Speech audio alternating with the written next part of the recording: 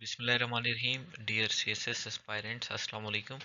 आज के इस लेक्चर में हम बात करेंगे यूनिटरी फॉर्म ऑफ गवर्नमेंट पे। और इससे पहले लेक्चर्स में मैंने मल्टीपल फॉर्म ऑफ गवर्नमेंट जितने भी हैं, including federalism, including dictatorship, including democratic, including monarchy, इन तमाम को कवर किया। और रिमेनिंग जितने भी जो एफपीएससी का सिलेबस है उसके अकॉर्डिंग टॉपिक्स रहते हैं वो भी आप पॉइंट आउट कर सकते हैं। So let's start with the outline. हमेशा की तरह एक आउटलाइन आपके सामने है। डेफिनेशन आप तक पहुंचेगी सबसे पहले, और उसके बाद इसके जो की टेकअवेज हैं वो आपको मैं बताऊंगा। फिर मेरिट्स बताए जाएंगे, इसके डीमेरिट्स मैं बताऊंगा। यूनिटरी फॉर्म ऑफ गवर्नमेंट के क्या होते हैं। इसके अलावा यूनिटरी वर्सेस अथिटेरियन यानी स्टेट, इसमें क्या डिफरेंस है। और इसके अलावा यूनिटरी वर्सेस फेडरल सिस्टम, यानी इसमें क्या डिफरेंस है इन दोनों फॉर्म्स ऑफ गवर्नमेंट में। और फिर इसका करंट स्टेटस में बताऊंगा कि किन किन कंट्रीज़ में इस वक्त यूनिटरी फॉर्म ऑफ गवर्नमेंट है। A unitary state or a unitary government is a governing system in which a single central government has total power over all of its political subdivisions। तो यानी एक ऐसी government है, central government है, जिसको क्या अख्तियार हासिल है, तमाम पॉलिटिकल सब डिवीजन हैं उसके ऊपर उसको पूरा पूरा अख्तियार हासिल है, उसको अथॉरिटी हासिल है।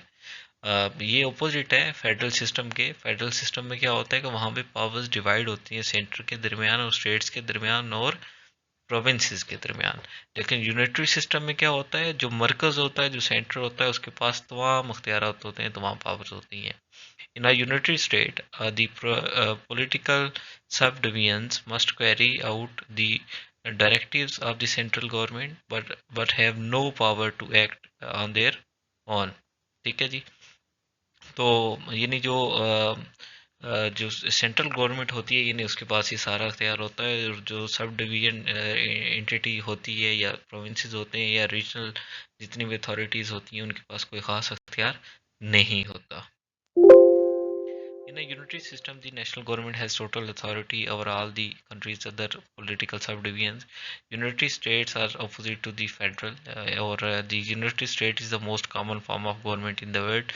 In a unitary state, the central government may grant some powers to its local government through a legislative process called devolution। तो आपने इसकी definition भी यहाँ पे याद रखनी है। एडवांटेजेस क्या होते हैं, वेरी सिंपल, क्विक रिस्पांस होता है। जिस जो सेंटर है उसके पास अख्तियार होगा तो वो क्विक रिस्पांस करके कोई भी काम करेंगे, कोई भी ऑर्डिनेंस पास करेंगे, कोई भी इम्प्लीमेंटेशन करेंगे।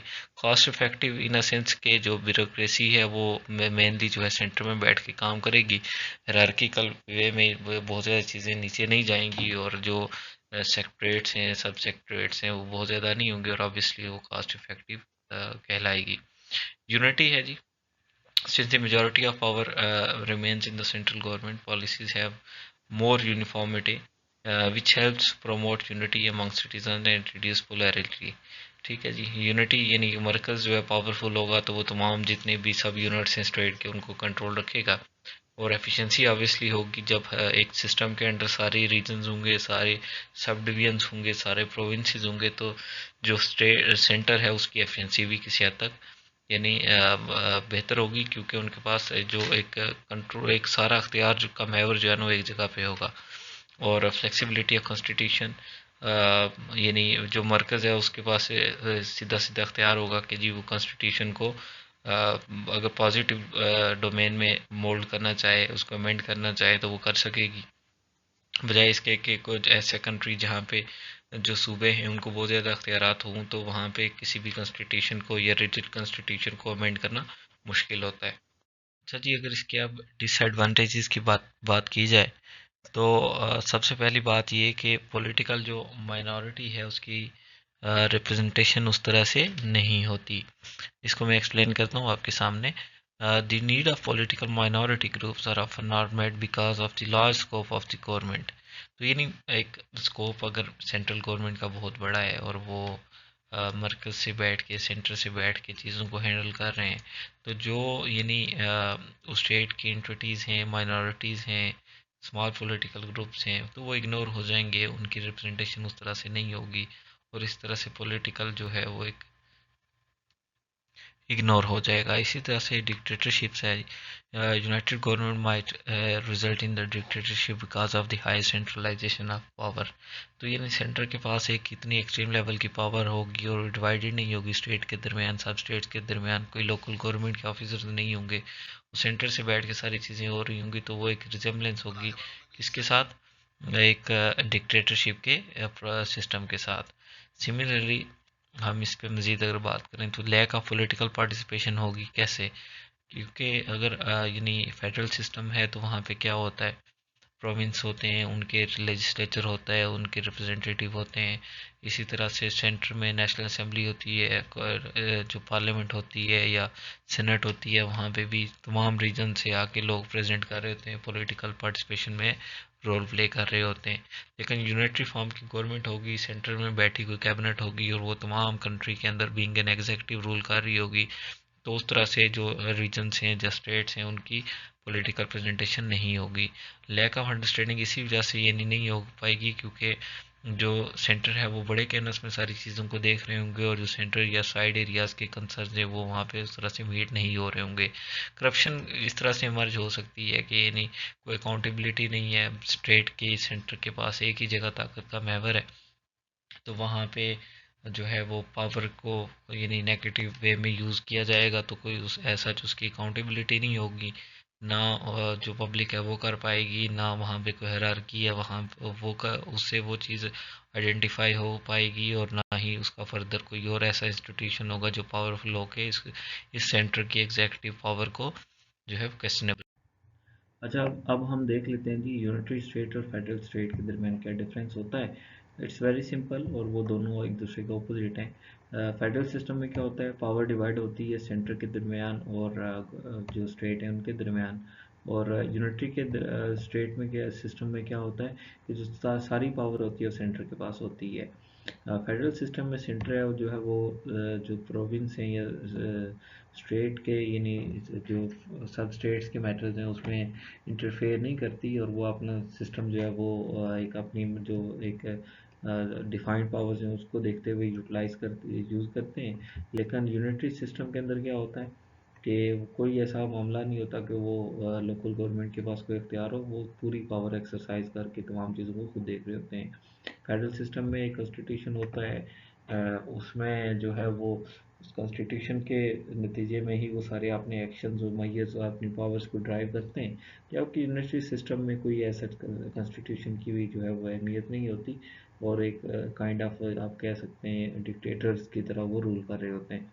इस तरह से फोर्थ है जी के फेडरल सिस्टम के अंदर जुडिशरी का जो बड़ा रोल है वो मिडिल मैन का रोल प्ले करती है, और यहाँ पे जुडिशरी का कोई रोल नहीं है, जबकि जो एग्जेक्टिव यहाँ पे रूल कर रहा है यूनाइटेड स्टेट के अंदर उसका सारा जो है वो अख्तियार है।